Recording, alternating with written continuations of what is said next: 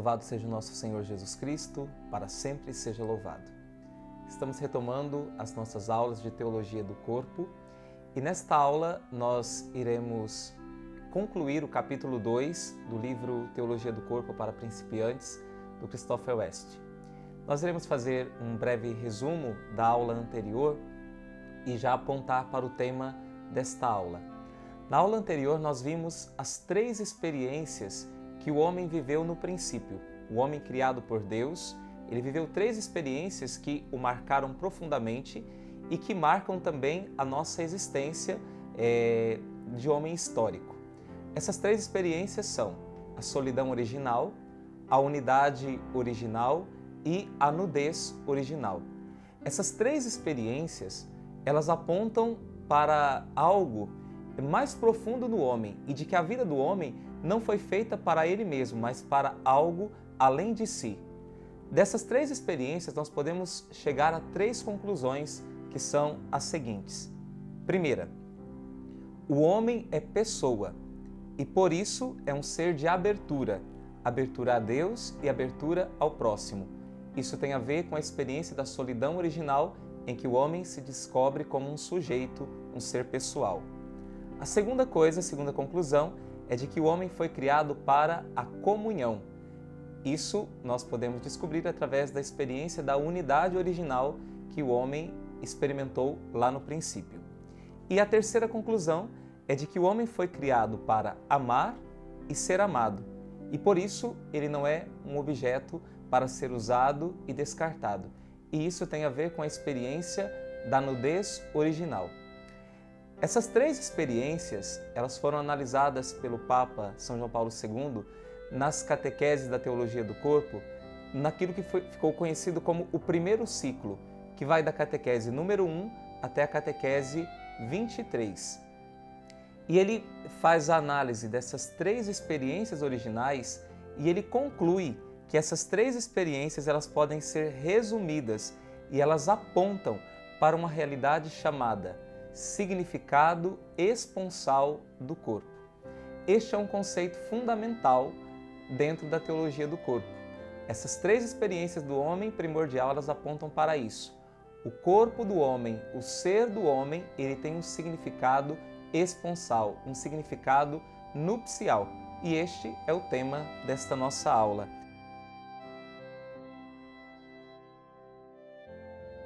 E este significado esponsal do corpo, ele diz que o homem foi criado para a comunhão, para a autodoação de si mesmo e para viver em aliança. Para analisarmos um pouco mais a fundo o sentido dessa expressão, significado esponsal do corpo, nós vamos voltar e analisar um pouquinho mais a experiência da nudez original, para então descobrirmos qual que é este significado esponsal do corpo humano. No princípio, a nudez original, ela revelava a santidade de Deus no mundo visível. Ou seja, o homem e a mulher, nos seus próprios corpos, refletiam a santidade com a qual Deus lhes tinha acumulado. O homem e a mulher primitivos, primeiros, eles foram criados em estado de justiça e santidade, foram criados imaculados. E por isso eles refletiam nos seus próprios corpos a santidade de Deus. Somente depois que o pecado entra no mundo e depois que a concupiscência passa a tomar conta do coração humano, é que a corporalidade e a própria nudez, elas ficaram associados com aquilo que não é santo, com aquilo que não é virtuoso ou que de alguma forma pode causar um embaraço para o ser humano. Porém, é necessário sempre voltar os olhos para o plano original de Deus. E é a isso que se propõe a teologia do corpo nesse primeiro ciclo de catequeses, voltar o nosso olhar para o princípio.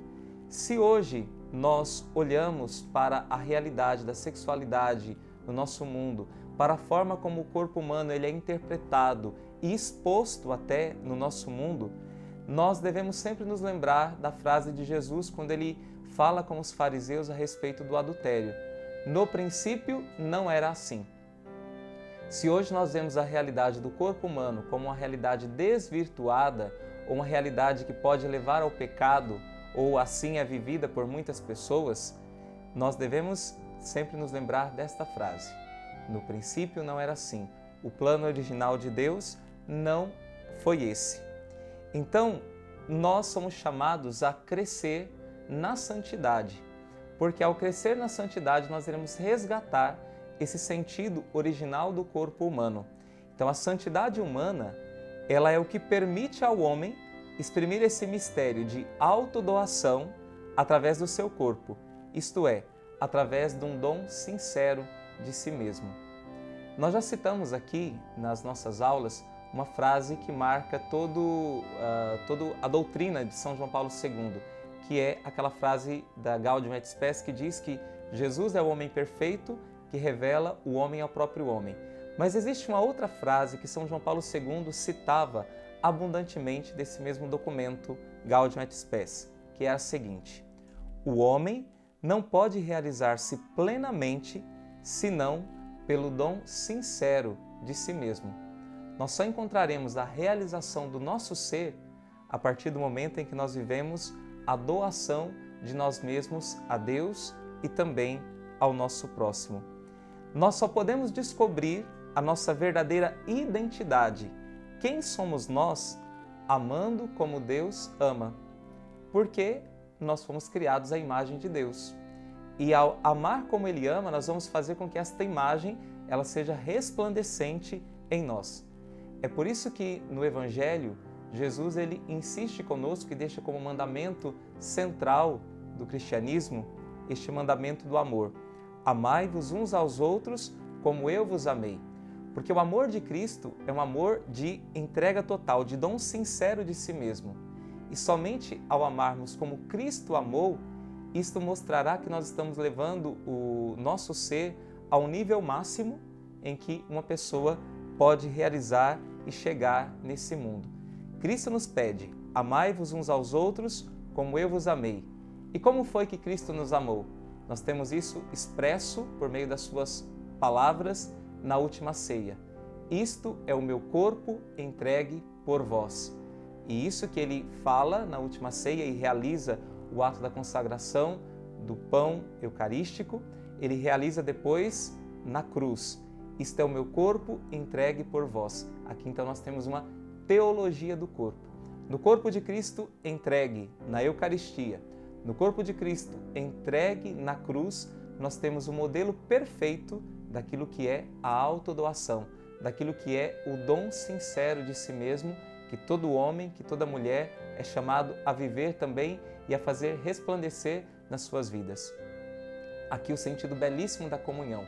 Quando nós entramos em comunhão com Cristo na Eucaristia, é para que nós também sejamos Eucaristia para os demais. É para que nós também sejamos doação como Cristo foi doação para os seus. Então aqui nós temos o sentido pleno da teologia do corpo. O corpo de Cristo que entra no nosso corpo para que o nosso corpo seja reflexo da santidade de Deus, seja reflexo da imagem do próprio Deus e do amor do próprio Deus para o mundo. Quando nós comungamos, nós precisamos resplandecer para o mundo aquele que comungamos, que é o próprio Cristo. Existe uma oração após a comunhão no missal que ela diz que, ela pede que nós sejamos transformados naquele que comungamos. Que nós sejamos transformados naquele que comungamos.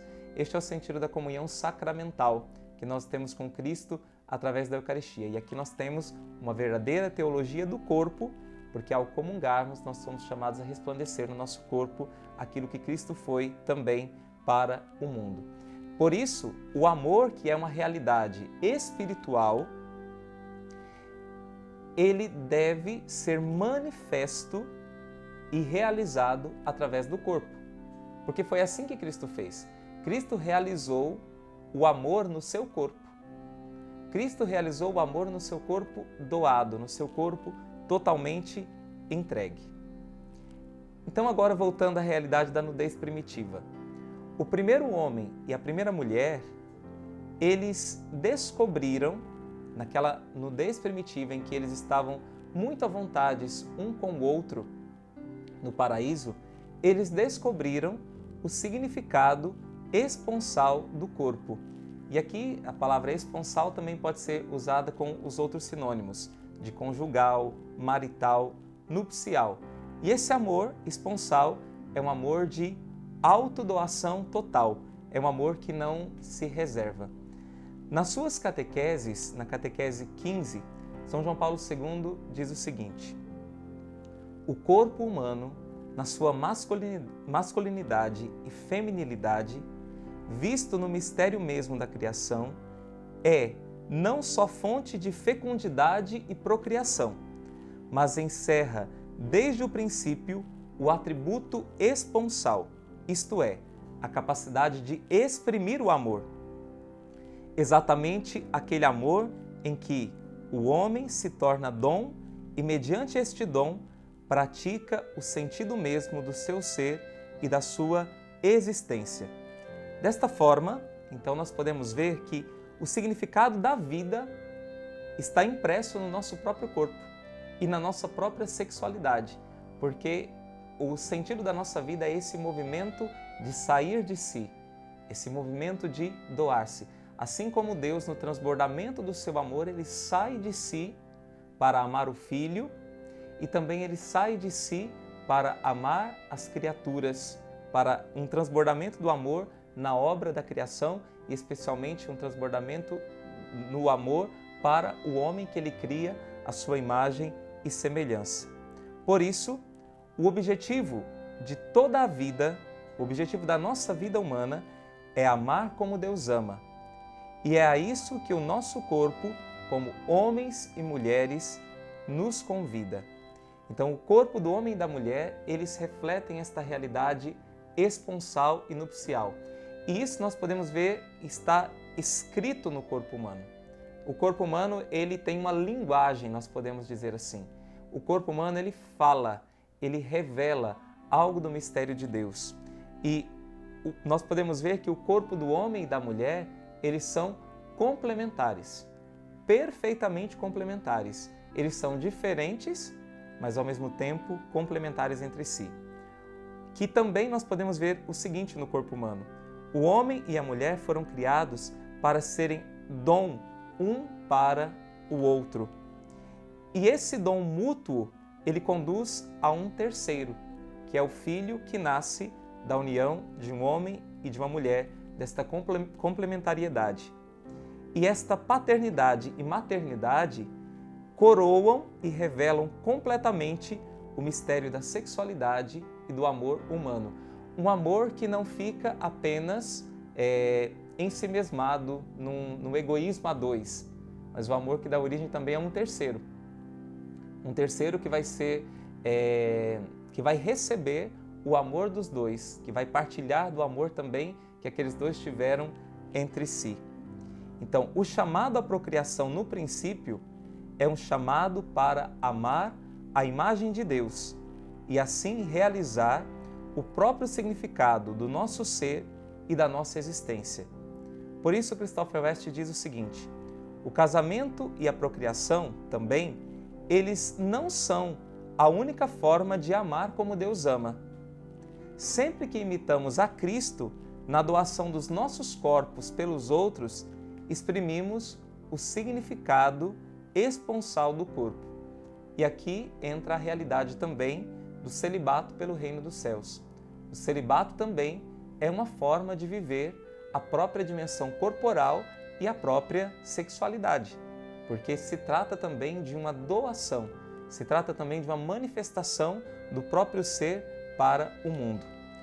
O celibato por amor do reino dos céus, ele não é uma rejeição da sexualidade e nem da corporalidade, mas ele é um chamado a abraçar o significado e o objetivo último da sexualidade. Qual é esse objetivo último? É a união com Deus no céu. O objetivo último da nossa corporeidade, do nosso ser, o objetivo último da nossa sexualidade é a nossa plena união com Deus no céu. Esta união, ela é expressa e ela é vivida como um espelho através do sacramento do matrimônio nesta terra.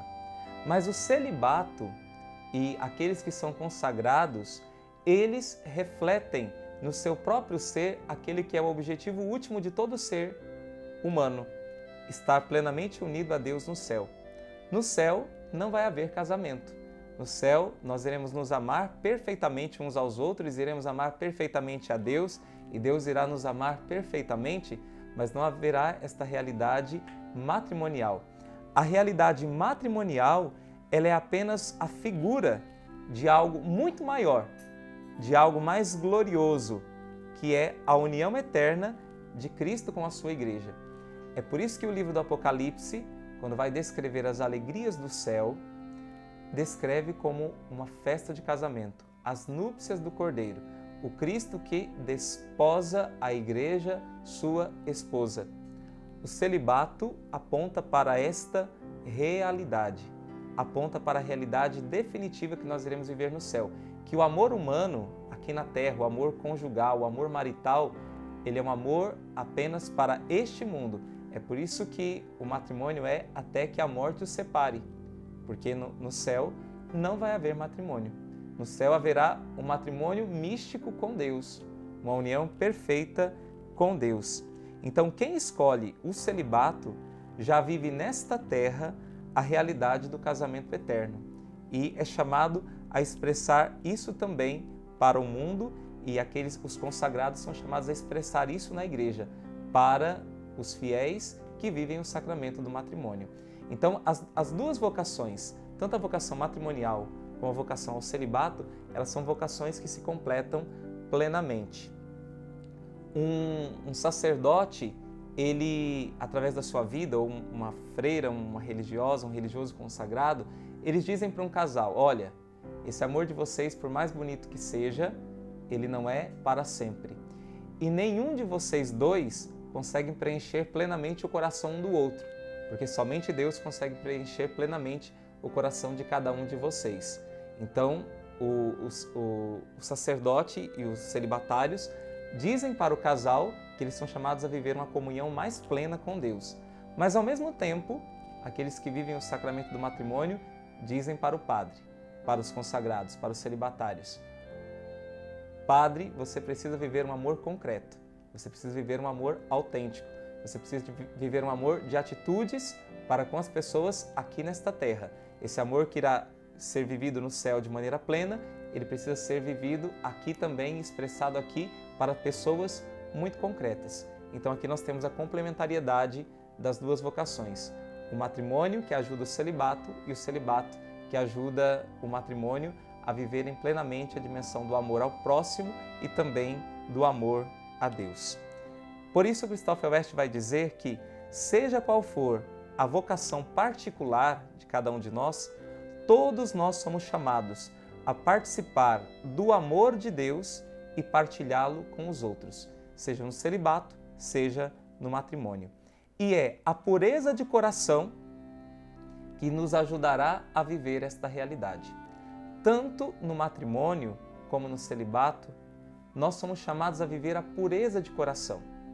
Esta virtude que está tão perdida nos nossos dias de hoje, a virtude da pureza, pureza de coração. Não apenas uma pureza corporal, física, mas uma pureza que brota também das nossas intenções, uma pureza que brota também dos nossos pensamentos, uma pureza que brota daquilo que nós podemos oferecer de nós para o próximo, sem esperar retorno, sem interesse de nossa parte. E o Cristóvão West ele vai dizer o seguinte, que o significado esponsal do corpo é aquilo que o Concílio Vaticano II chama no documento Lumen Gentium de vocação universal à santidade. Então, a santidade nada mais, nada menos do que viver o significado esponsal do nosso corpo. Viver a autodoação para a qual Deus nos criou. E São João Paulo II diz uma frase belíssima e que resume tudo isso que nós dissemos até aqui na catequese número 15. Ele diz o seguinte: o significado esponsal do corpo constitui o elemento fundamental da existência humana no mundo. Isso aqui é algo que nós precisamos gravar na nossa mente e no nosso coração. O significado esponsal do corpo, o fato de que nós fomos criados para nos doar, nós fomos criados para amar, para sair de nós mesmos, constitui o elemento fundamental da existência humana no mundo. Por isso, quanto mais nós crescemos em santidade, mais descobrimos e reforçamos a ligação existente entre a dignidade do ser humano e o significado esponsal do corpo. Crescer em santidade é exprimir aquilo que, desde o princípio, Deus sonhou para nós. Mas como crescemos em verdadeira santidade através dos nossos corpos? Como começamos a recuperar parte da felicidade e da paz experimentadas pelo primeiro homem e pela primeira mulher? Essas duas perguntas é o que nós iremos responder a partir das nossas próximas aulas, porque nós iremos começar o segundo ciclo das catequeses de São João Paulo II, em que ele nos falará a respeito da pureza de coração. Nos falará da realidade do pecado com a qual nós estamos marcados e devemos lutar, mas também nos falará da pureza de coração como remédio para curar os nossos corações doentes na sua capacidade de amar. Então nós iremos, na próxima aula, começar o capítulo 3 do livro do Cristóvão West e também o segundo ciclo das catequeses de São João Paulo II. Até mais, Deus te abençoe.